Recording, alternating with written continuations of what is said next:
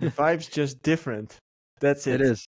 The It is. vibe's different when Ralph's not here. No hate in the in the podcast. No hate in the pod. Pure positivity. Only truth bombs. That's all it for now. Exactly.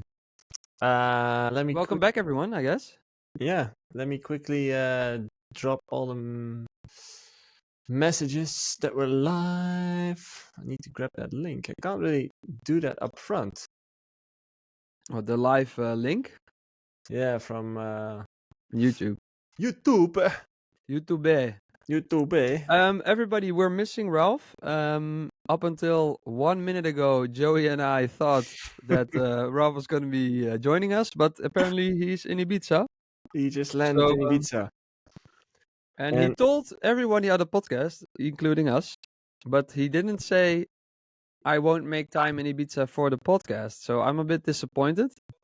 But the question is, did he say that he wasn't going to be here? Because I don't think so. I don't think so either, but maybe our beloved listeners can confirm that because they most likely listen better than we do. Yeah. So yeah, my guess is that he didn't say it. No, I also don't think so. But he did say it's in Ibiza, so maybe we could have added the two facts together and Yeah, let me tag you. and then we're live as well. So Jesus, the whole social media thing is a burden, isn't it? soon we'll have ChatGPT 4. You can just talk to it, and they will fix everything. That's crazy, right? I just talked about it with my brother in another podcast that I do about technique stuff. It's insane, man. About how the movie Her will actually start happening. Dude, did you see that video of OpenAI where the father was doing homework with his son? I've seen a few. I've seen like a translation one, and I've seen like a blind guy walking through London, and like ChatGPT is giving him a tour, basically saying like, "Oh, this is you're looking at the palace, you're looking at ducks," and then like very like the movie Her. It's like almost based. I don't know if you've seen that movie. It's think I almost did.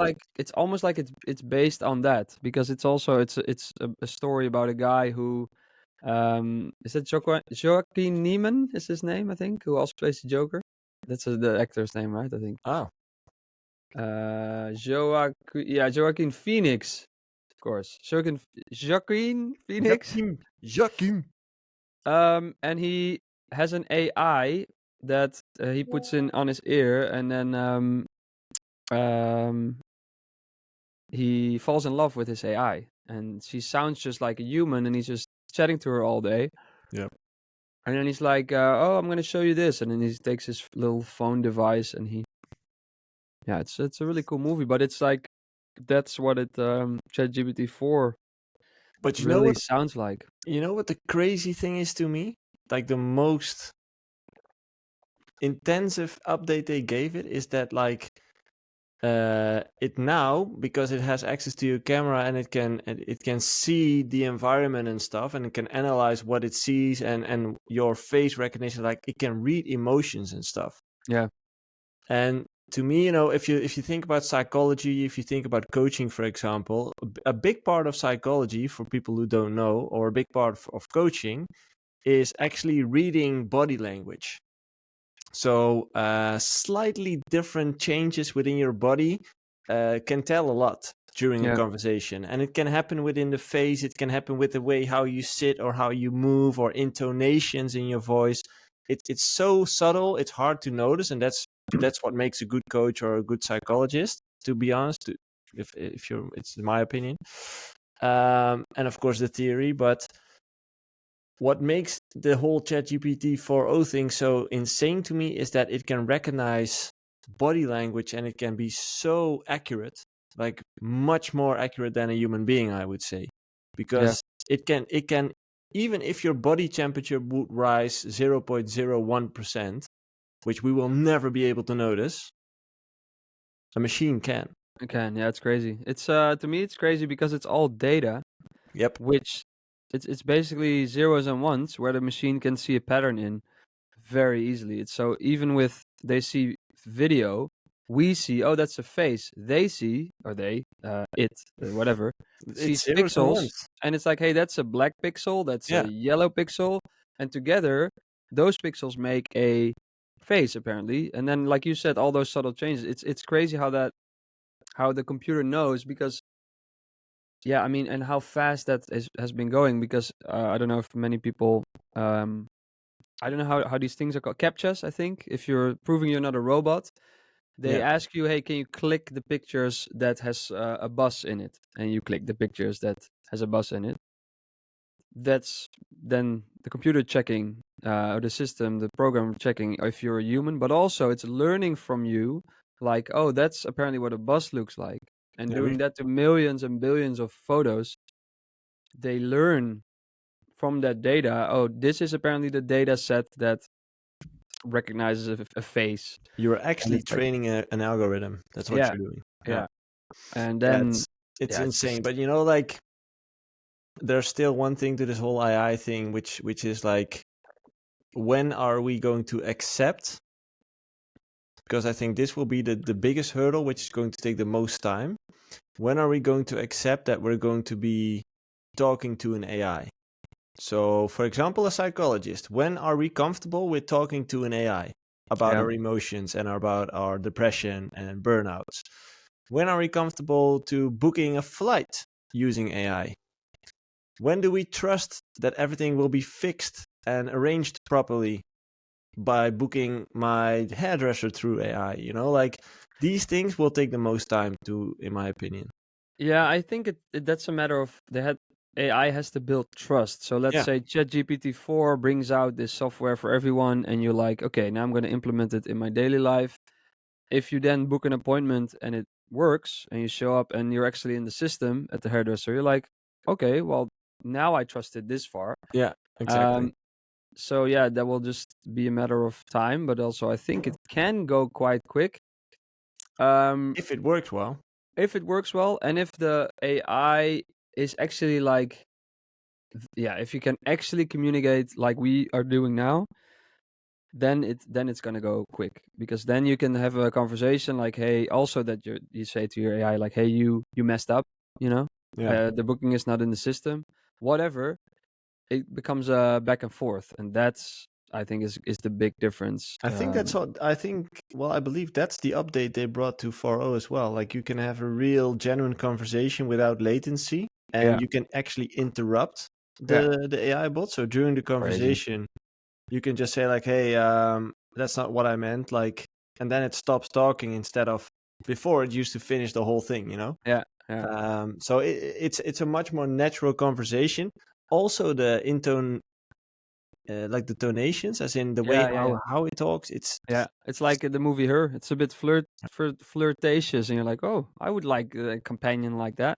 yeah. And it's gonna, but I knew that this is how we would use AI already for a few years because I read I read stuff. No, but like this is what a lot of people didn't realize is what we're gonna do. You're gonna talk to something like you would talk to your friend, and then say like, even in music production, it's not gonna go like, oh, I need a snare from no, you're gonna talk like to your computer like, hey, I'm looking for a snare that sounds fat, kind of like a Justice snare that Justice always uses, but not real. And the AI will be like, okay, let me search one up. I have these examples and these.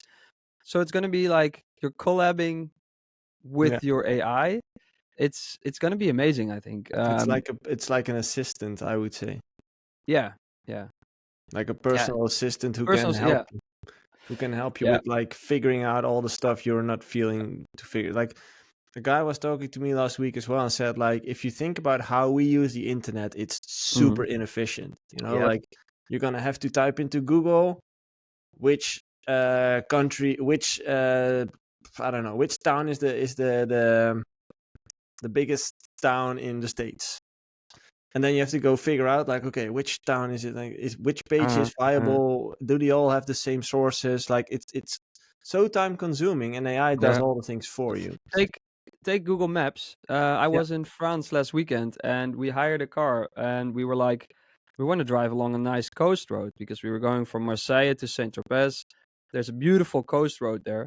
But Google Maps on your phone just sends you, okay, can you take this route? Can I have this point in between? Yeah, that's the fastest way is there. And it's very hard to make a new route based on, hey, we just want a nice road. Yeah. In the future, you're going to be like, hey, Google, I want to drive along the coast. I want some nice routes. I want to end up there. I don't mind taking a detour. It can take this long. And then within seconds, Google will come up with, okay, I have this option for you where this road is with the famous viewpoint right there. It's going to be so much more efficient with this. With this thing. It's crazy. But it's I was- also a bit Yeah. scary that it's already here then. We'll have to wait and see if it's actually going to be released soon. But it's crazy. Yeah, true. We'll keep an eye on it, but it's And I think soon people are going to watch this podcast and we've implemented machine learning on our podcast. And then it's like halfway the episode, we're like, by the way, this is all fake. And then the real us show up. Like that was the last half hour you've been listening to yeah. AI. Well, that's already been done. Yeah, but I think this I'm actually predicting something here. The implosion of social media, because there will be a time where it's like very easy to make something very convincing. So there will be like bots or people and they're like, hey, this does really well, this kind of content. We're gonna create it, we're gonna let it be posted by everything by AI, and then it's really hard to see what's real and what's fake. And I think like a lot of social media will lose its like how do you say, like its humanity, and people will be bored of it. So you're not watching. You're basically like, if I open TikTok now, I see AI content, and that's boring, you know. Yeah, true. But We'll see. we'll see. We'll see where that goes. First of all, we have two things to mention, Yeah. which is congratulations, Jobke, Hey. with baby number 2 coming up. Yeah. Thanks, man. I saw a lot We just announced this week that I'm having another baby. I'm gonna be a dad once again. So goodbye. free time. Life how I know it once again. I saw a lot of funny comments on your post on Instagram. Yeah. But it's congratulations, exciting times. Very exciting, yeah. And the other thing was happy birthday, Ralph, but he's not here. Hey, Ralph! Oh. Yeah, he's not here, so that kind of turned to shit. But I know why he's avoiding this episode, because he turned so old that he's afraid to admit how old, and then we're gonna like say how old he is, and he doesn't want that to come out, because then it's an extra boomer. Yeah, super happens. boomer. That's for sure. So, actually, there's a couple of things. We have so many things to do, to be honest. Like, we have a lot of questions. I'm not even sure if we can make it to answer them all. Ooh, I also had some threads that exactly, and we you. have some like own topics that we wanted to talk about. Shit, this is good. This is good for the podcast. It's too much. True. Yeah, but we have to make decisions here. So let's first talk about the threads or photos that you send into the app. Maybe to be clear, it's threads. It sounds like threats, like I'm threatening Joey, but are you actually using threads? Well, I do see, like, Twitter has gone to shit. Twitter is down the drain. I see people. Yeah, it's just horrible. The content that's shoved into my face is bad. Like and I don't see like much of a EDM community on there, or artist community. On Threads, I do see that way more. There's still a lot of people that are a bit pretentious and want to go viral with their threads, but there's also a lot of genuine discussions about, like, a DJ makes a statement and then some other DJs respond. So that's quite fun. So you actually use it? Yeah, sometimes. Yeah, I don't post so much myself, but in general, I don't post that much at this time anyways, because if I don't have something to say, I won't. You've sent two things, one from the Yep, Godfather and one yep, from John Summit. yep. I Shall have I read them no. out? Yeah, I've no. Are they connected or are they different No, they're messages? not connected. I just Oh, this is like two subjects okay. separately. Take one and we'll do that Okay, first. this is a thread from Godfather, and he said, Stop showing music to your producer slash musician friends, and basing your release decisions based on just their opinions." I can share my screen. Wait. Ooh. But I still have to read it out, so I'm gonna continue. True. Show your music to actual fans slash music lovers slash consumers. They are the actual barometer for if your music is sticky or not. Once you start going direct to consumer with your music and cutting out the noise of your bros who might have biased opinions, that's when you start building communities with your tunes. And I thought that was a very interesting point. It's kind of something we've been talking about in the podcast every now and then. Mm-hmm.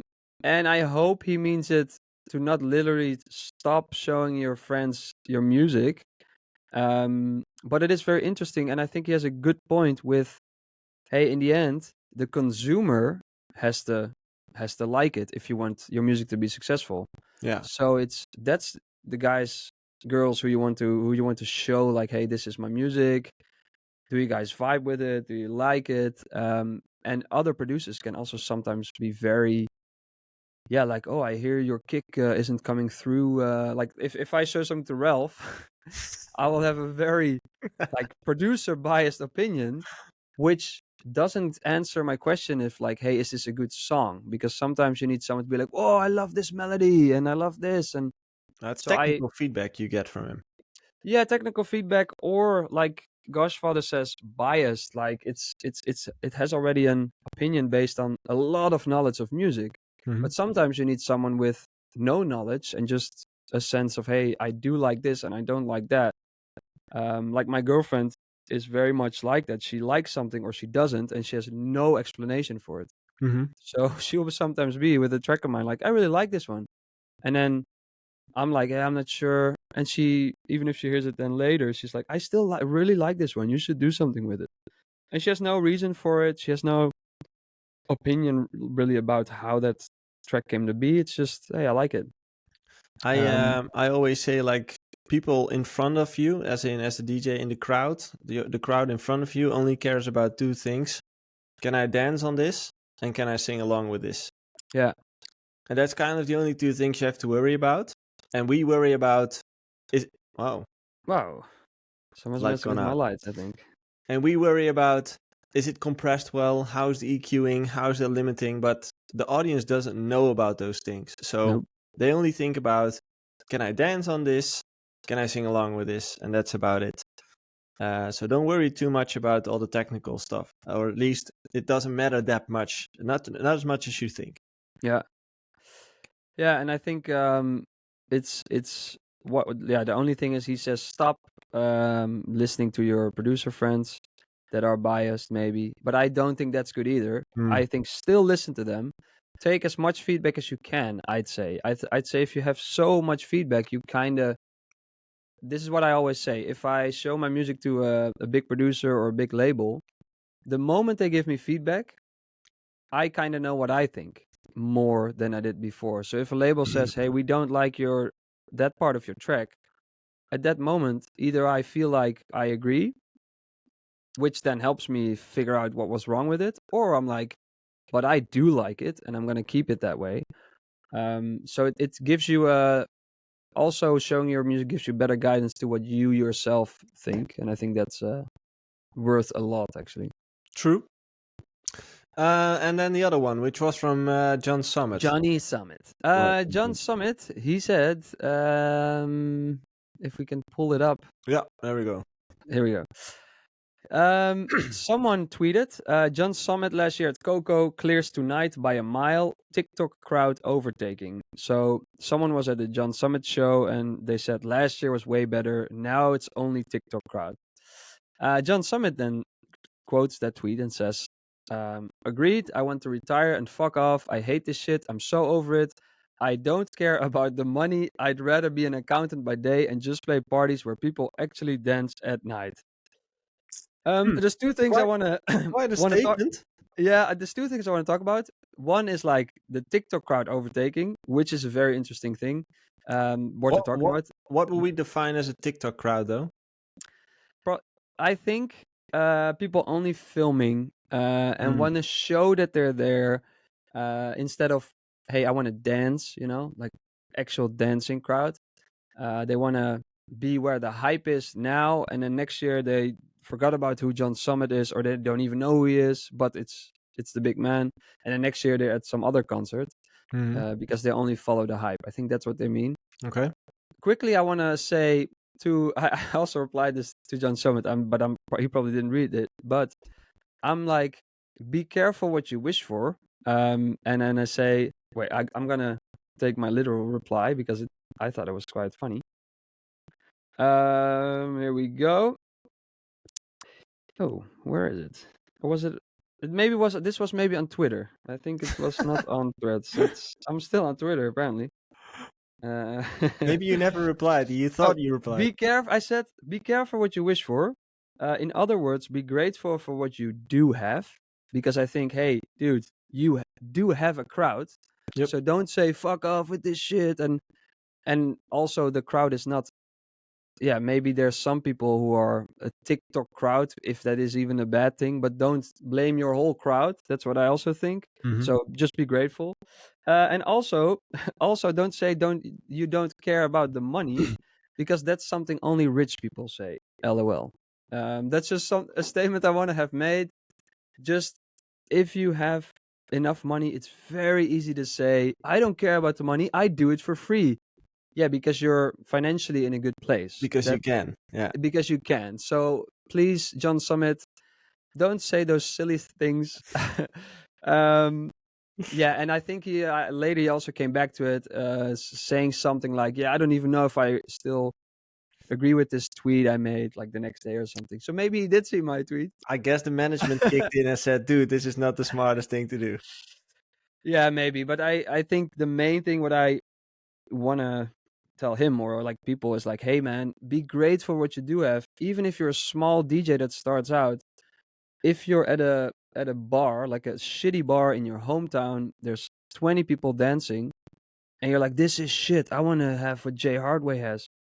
There is someone in the crowd that's like, wow, that's if I can play in this bar. Yeah. There's a kid there that's like, well, if I can play here, wow, that's like the biggest thing right now I can accomplish. And yeah, it's just a matter of being grateful. And I think that's, especially with success, a lot of people forget to be grateful for the things they do have. But I think in general, a lot of people in life, and sometimes it is super difficult to look around you and see, oh wait, I have this and this and this, because there's always a part of your life that's shitty, or yeah, things aren't going your way, or and I think yeah, it's you shouldn't also just tweet out if you feel like that, because maybe that's what makes John Summit very real, is he tweets it out like, I feel this right now. um and then indeed maybe a manager says like, man, can you like delete that tweet? Not too smart though, but yeah, But it is real. It's like the emotion we all have sometimes. true. But then you gotta switch, I think, fast and be grateful, and go from there. Hmm. Yeah, just if you're an upcoming artist, even the smallest little success, be grateful for it. It's yeah, that's very important. It Very kind of important. feels like frustration that has built up that led him to tweet this. If Yeah. you look at the way how he talks, like fuck off, blah blah, these kind of things. Yeah. It kind of feels like frustration, and I think that's could be the frustration that a lot of artists are feeling. Mhm. You as well, and Ralph as well. Like it's something's just changing, because of the whole social media thing, and the fact that everything needs to be recorded and you need to be connected 24/7. And I don't want to sound like an old guy here, but it kind of You do. ruined. I know, but it We kind of all do. yeah, it kind of ruins the vibes in clubs. Uh, I'm not sure. I think it was a client of mine who played in a club last month, which was phone free. nice. So you had to put your phone into a locker in the entrance, and you really weren't allowed. You also didn't have any cell phone like a connectivity inside. They completely blocked everything. And actually thought that was a truly nice concept, like to bring back the feeling of entering a club and just Yeah. being there, Yeah. like Yeah. with your group of friends, with those other 200, 300 people, and no phones, where are you? How is it over there? Like, is it busy over Yeah. there? Yeah, like you don't care. I don't know. Like, I really like that concept, and I kind of feel like that's coming back over the next few years. Maybe a little bit. Um, There is a like a market for it, or there is a people want that. There is yeah, demand for that, I think. yeah. There's always a counter And movement, and that's the yeah, counter movement.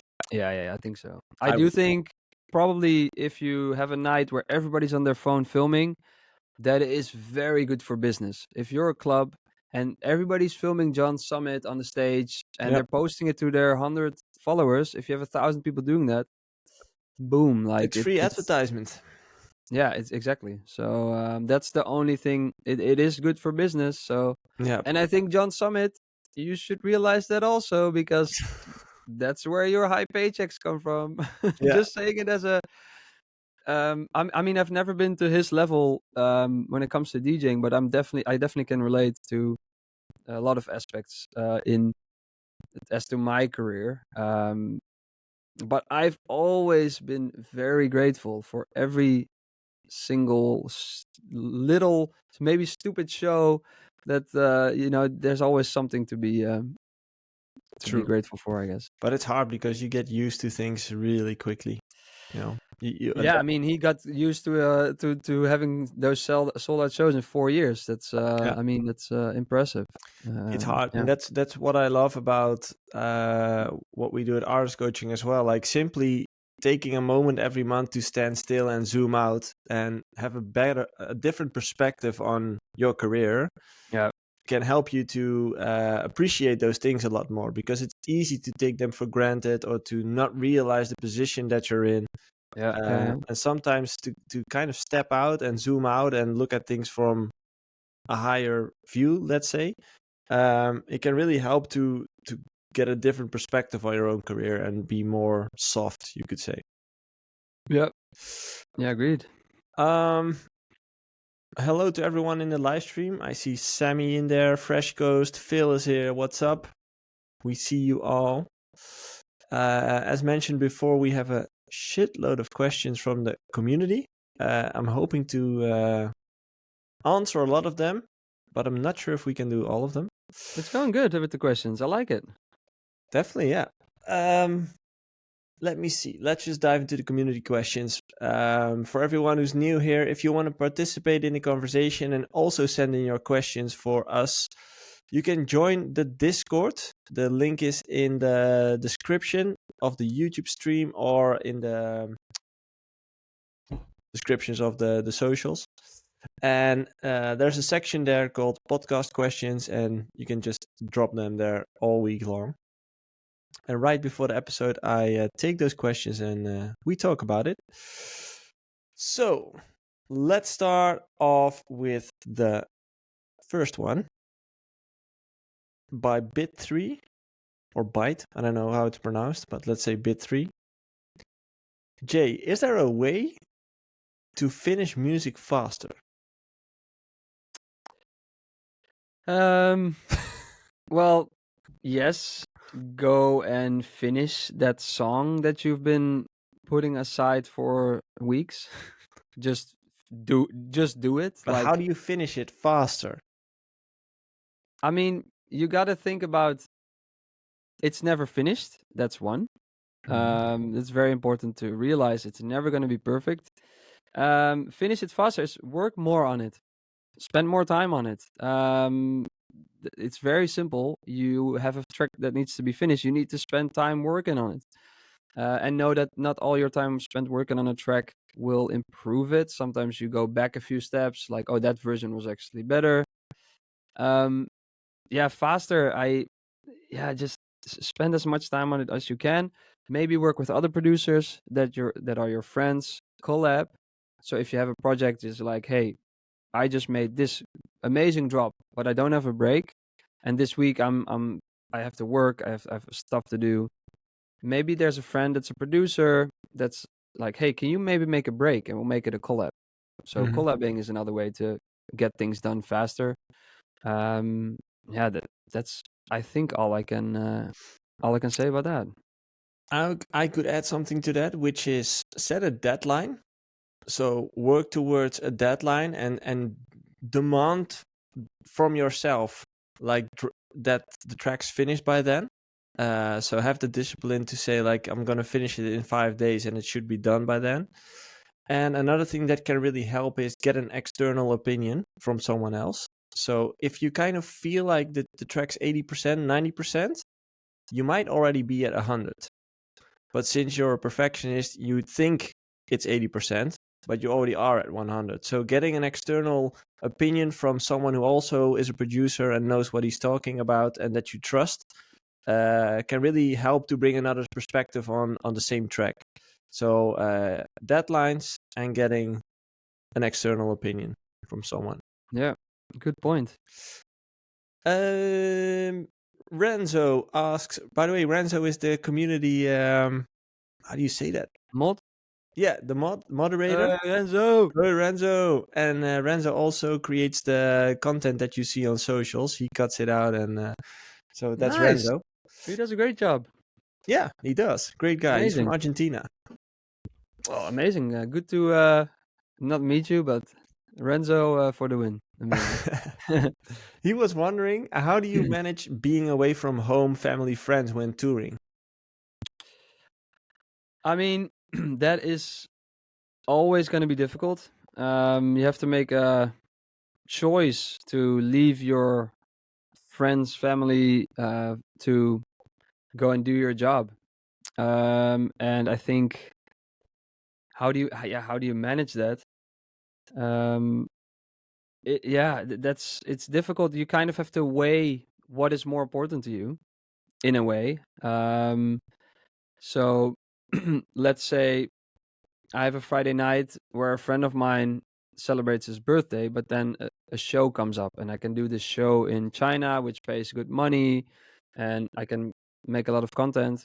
Then I'm gonna have to choose, hey, which is more important for me at that point, but also how much would the time spent away from that, or like rejecting the invite, what would that do? Like if it's let's say if it's your um sister's wedding, for example, to name a thing. If I would miss that, I don't think that's very good for the relationship between me and my sister. So I would never miss that. I would never. No amount of money would be enough, unless I can say, "Hey, I get 20 million. Do you want 2 million?" And we'll, Yeah, like.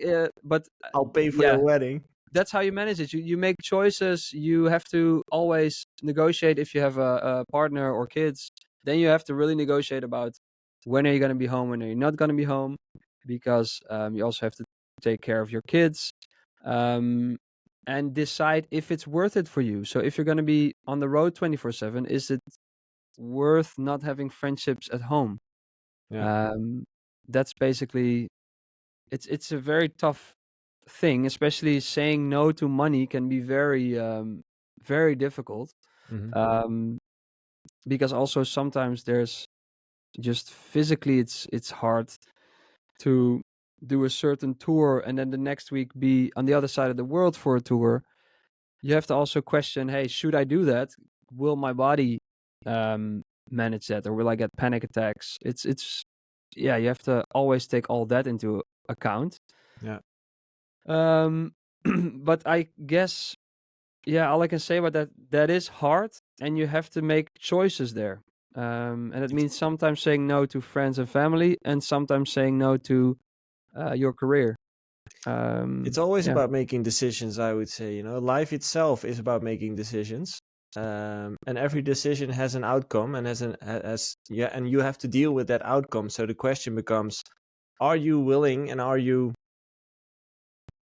capable of dealing with those outcomes? Like you said with the wedding example, are you capable of living with the fact that you've missed your sister's wedding or your own wedding, or your own wedding? Like it's constantly dividing between two choices and which one is the best and which isn't. And I think that has to do with touring as well.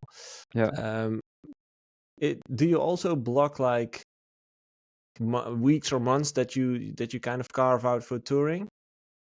No, I never really did that. There's just certain dates or time you plan for a holiday that you book in, or like you block your calendar and you say, hey, that week I cannot do anything. So even if there's an offer, I don't want to hear it. So yeah, that's what you do. But I've never blocked certain weeks just to block and see what I'm going to do there. It's always been kind of calculated. Yeah. Another question from King Kong.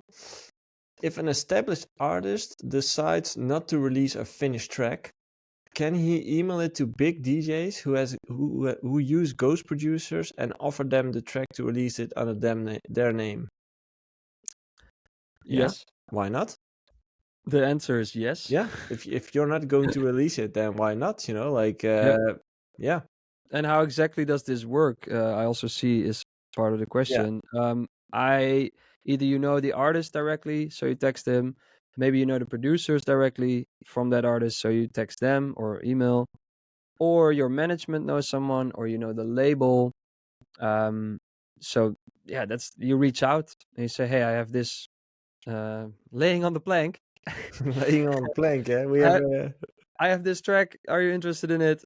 And go from there. It's not that difficult. The only thing is it's about having the connection to them, like having the network. Yeah, but that is the difficult part, because the network is not being built in a day. It's gonna take No, years. but what I mean is it's not difficult as in the literal things are not that difficult as long as you have the email address. But then again, you can DM everyone, or a lot of people, and sometimes they check it. You never know. You never know how Calvin Harris feels that day. Maybe it's like, today I'm gonna go through my random DM requests and, hey, what's this? You gotta get very lucky, but life can have very weird things happening Twists and like that. turns. Very small things where all of a sudden someone sees your message and yeah. Yeah. This is another question for Ralph, but he's not here, so we'll skip that. Alice Prime, question for Jobke. How did you initially connect with Chesto and reach the point of sending him tracks for feedback? How often do you track send to him? Do you send I met Tiesto in 2014 through Garrix, who already knew him, and then I got his email, and then I sent him tracks to his email, and sometimes he replies. That's also how I got a track signed to his label in 2020, because I sent the track to him. He's like, this sounds really good, and then it got signed to his label, Musical Freedom. How did you got his email? Through him, just Asking. yeah, I think because we met and then we were like hanging out in I think this was like Dominican Republic or something, and or Vegas. That's where I've also seen him a few times. And then yeah, you ask his email or he asks mine, but you exchange your. It's like this. People don't realize Tiesto. His name is Thijs. He's an actual person. He He's a has a human. phone. He has email. And if you're lucky enough to get that email, you can send him things, and he may or may not read them like every other human being that's busy. So yeah, and then I send him my new tracks or stuff that I'm really excited about, that's not released yet. And then sometimes I get like an email back, like, oh, this sounds cool. Most of the time I get nothing back. And yeah, that's my the story of Tiesto and J Hardway. Yeah.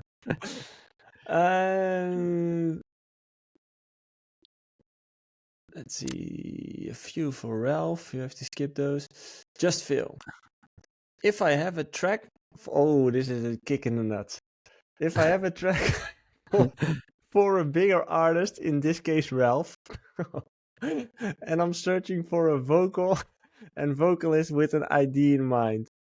The track ID is finished and mastered. Hey, I don't take this as a punch, by the Okay. way. He says, if I'm looking for a bigger artist, in this case Ralph, it can still mean, hey, Jay is also a bigger artist. If I But in have this case, I mean, the question is for Ralph. he says, if I have a track for a bigger artist, Uh-huh. in this Yeah. case Ralph. In this case, the bigger artist meaning Ralph, but not bigger than Jay Hardway. Oh yeah, true. Yeah. That's okay. how a pessimist would take that comment. Yeah. I'm a pessimist. I'm negative. Should I send it before reaching out for vocalists since they have better connections, or should I only send it finished productions? If I have a track for a big artist and I'm searching for vocal and vocalist with an idea in mind, the track idea is finished and mastered. Should I send it before reaching out for vocalist?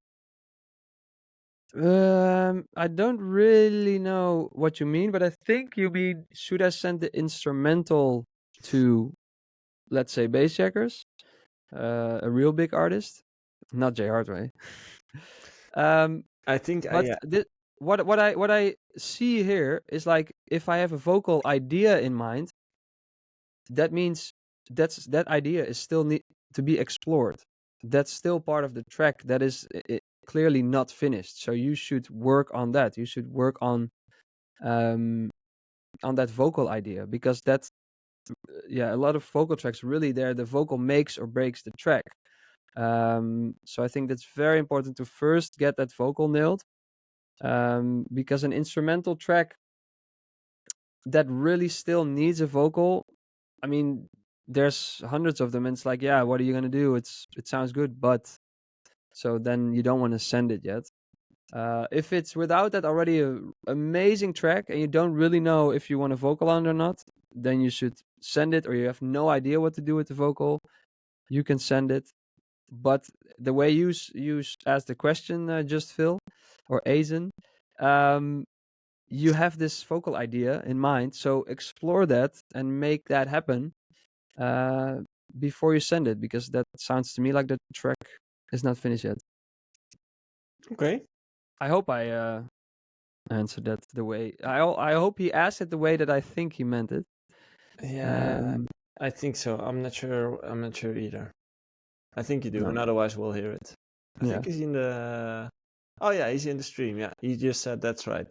Ah, amazing. Kinda. Yeah, well, it's, you know what? You gotta ask this to a big artist, you know? Yeah, Ask like Ralph. a real big artist. Okay, a question. How was the transition from making some money from music to actually making a full-time income like? Do you ever feel discouraged in those times? The transition happened for me quite fast, because I was DJing like locally and on like birthdays, or like graduation parties or weddings. So you don't make a lot of money from it. It's literally like on the side of your like day job or whatever. To all of a sudden touring and making, my full-time job became DJing and producing in a matter of like 3-4 months. But the years before that was like, it was always on the side. And I think, yeah, to answer the second part of the question, so that was what the switch was like. The second part, did you ever feel discouraged in those times? Yes, and I still do. And that discouragement has never, that always comes and goes. And I don't think that ever mattered how much I was making at that point. I think that's what you should realize, is money is a big thing if you want to make a living out of something. It's very important. You need to make a living.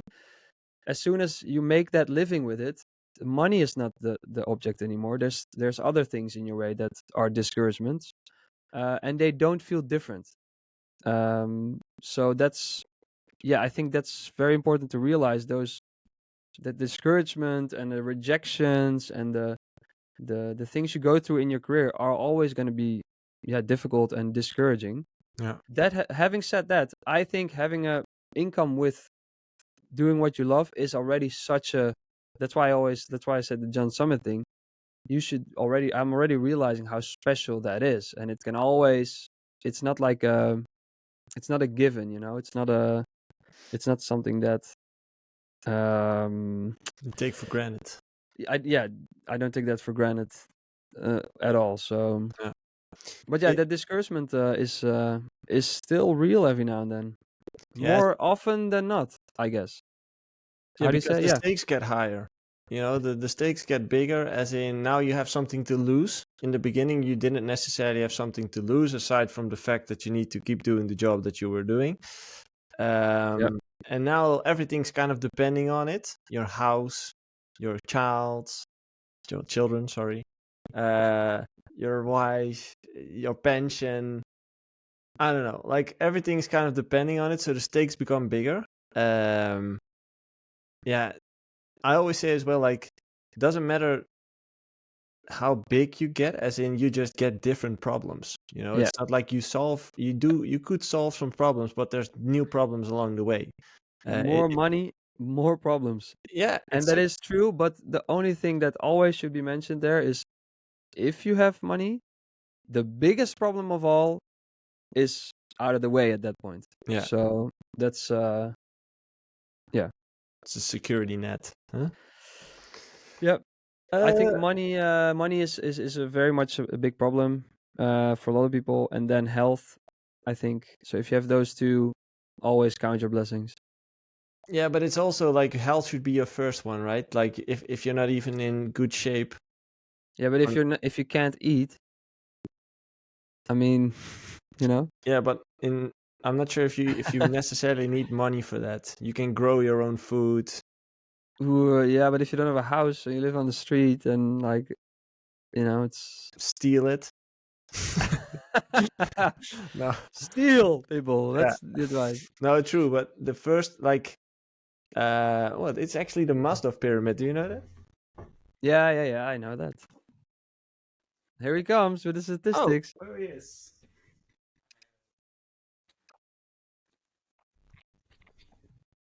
Maslow pyramid. First, we should care about breathing, food, drinking, sex, Very sleep, important. clothing, and shelter. Yeah. So a lot of those things have to do with money. Exactly. Breathing, Breathing doesn't have anything to that's do with free, money. at Yeah. least for now. And then we have to think about physical safety, employment, good health. That's second, actually, good health, and protective property. Yeah, protective property. And then friendship, family, sexual intimacy, self-worth. That's in layer 4, actually. Self-worth, trust, appreciation, and respect for others. And then in the top of the chain, so if everything's set in your life, so your self-worth, you have trust, you have friends, you have sex, you have family, you have shelter, you have safety, What's the number one? food, drink. The one thing that becomes possible at that point, if you have all those things set, creativity.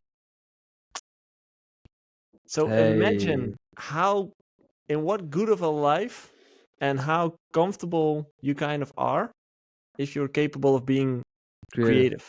Yeah. Because if you're in trouble and if you don't have any food, it's hard to be creative because Yeah. your first priority is surviving, Get food. which is getting food and shelter and those type of things. So Yeah. I do think this is a Western thing, as in we Western people, most of us at least, have it good. And that's why a lot of Western people can care about a lot of so-called problems, which for other people might not even be a problem. Yeah.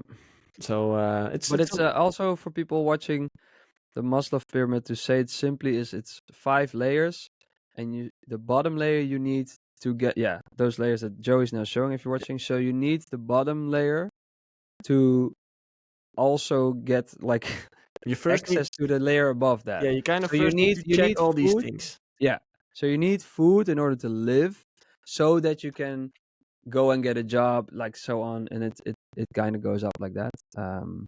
Yeah, I it's very always interesting. I look at it like as a game, as in you kind of need to finish the levels and then go a level Yeah, up. yeah, Like that's yeah, how yeah, it works. And as a Western person, most of them are in at least the fourth layer and otherwise the fifth layer. But yeah. as I said, the fourth layer has self-worth, trust, appreciation, and respect of others, and that's for a few people a problem as well. Like self-worth is a big deal these days, you know. Yeah, yeah, yeah. So yeah, okay. There's one very important thing we haven't talked about. What? Eurovision, Oh, dude. the Eurovision drama of 2024.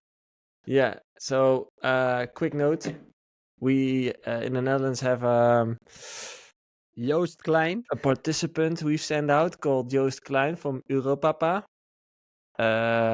which is actually a great song, to be honest. Yeah, I love it. I like it. I don't like Eurovision Song Festival, but I do like that song. And something went wrong. Yep. What went wrong? He got disqualified um, for something that happened backstage, and no one is really sure still what that is. But it's the first time in the history of the song festival that someone got disqualified. Um, yeah, that's basically, if you look at the facts, that's all we know. We know Well, nothing yes. of what allegedly happened, because everybody's being very vague about it, even the organization, which I think the mistake comes from all the people being very vague about what happened. Yeah. This makes people dislike Eurovision and dislike, um, the whole organization. Yeah. Because if they were clear, hey, this happened, then everybody could make up for themselves. Hey, do we think disqualification is a good punishment?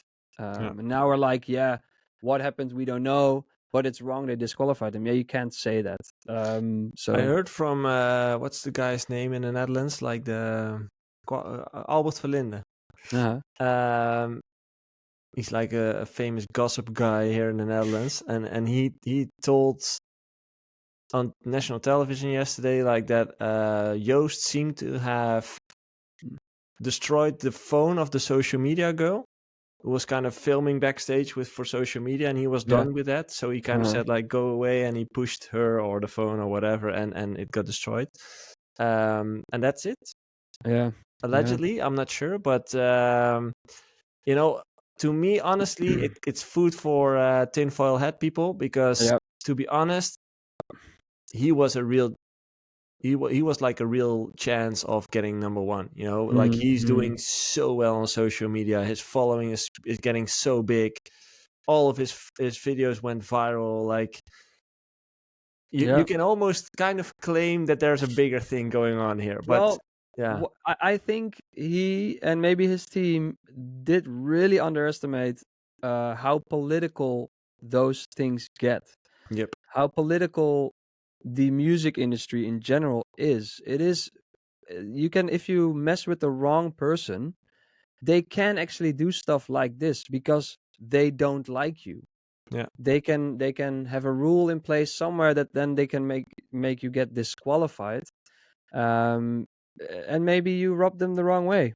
And that's, I think Joost or his team have underestimated that, and especially at Eurovision, which is such a political event. And we're not gonna get political on this podcast, but I mean mostly the politics, like the politics of business. And Eurovision yeah, is just basically all business. What TV rights and all these sponsors, and there's so much money involved. And yeah, so I think they underestimated that. And I'm really curious to hear the end result though, because yeah, it's yeah, yeah, such a big same. thing at this point, and if it's really the example I just gave you, I think it's Disproportionate disproportionate. punishment. But Yeah, 100%, 100%. let's yeah, we'll see. I think yeah, I don't know. Let's We see. will see. It's interesting Yeah, to hear it's a that. shame. It's Yeah. a shame. It's definitely a shame. But although I actually thought, like, once I heard that, I was like, this could even be better for him, because now the amount of press that he gets is insane. Yeah. So marketing wise, PR wise, this is a great thing. Yeah. If he didn't do anything super wrong. Exactly. Because Yeah. if he did do something super wrong, he's kind of done, I would Yeah. say, or at Yeah. least has a big scar. And if it turned out to be something stupid, then people can forgive you and say like, oh, really? Is that the reason why you got disqualified? Yeah. So Uh-huh. he does get a lot of PR, Yeah. which could be a benefit if things turned out well. So Yeah, I heard he announced a tour for next year. That's like 2 weeks, ends 2 weeks before the the song festival again. Europapa tour. I think that's gonna sell out everywhere probably. So probably, yeah. I hope Nice. so for him. Nice. Because I do think, and then that's the last thing said about the song festival. It's almost like now it's a competition of who can be the weirdest and who can Yeah. dress the weirdest and have the weirdest song and performance. And I think Joost was such a refreshing thing because, yes, he also has this weird performance, but it's so real and authentic. That's also why I think that the general public was mainly in favor of him, because it's just like you can He wasn't sense an it's act. real. Yeah. It wasn't an act. Yeah, Yeah. it's like it's a performance, and the rest, a lot of it was, an act. So Cool. yeah, For everyone listening, thank you. still listening, thank you. As mentioned before, if you are not part of the Discord yet and you want to participate in these conversations, make sure to join the Discord. The link is in the descriptions. Is it maybe smart for us to set up an email, so that people who don't have Discord or are just listening and they think, hey, maybe I want to email them a You can question? always email to info@artistcoaching.nl. Well, there you go. That should work. So info@artistcoaching.nl, and otherwise the Discord. So that could work. Good point. We'll see each other next week again. Ralph will be back then, I guess. Hopefully, you And never know with hopefully this next guy. week we will be doing the live variant. Oh yeah, true. That's next week. Yeah, But we can't promise that yet. yeah, because as always, like, our plannings are terrible. But for now, it looks like it's going to happen. So we will be physically with each other doing a real live stream. So Yep. hopefully we'll see you then, and enjoy your week. Bye. Bye.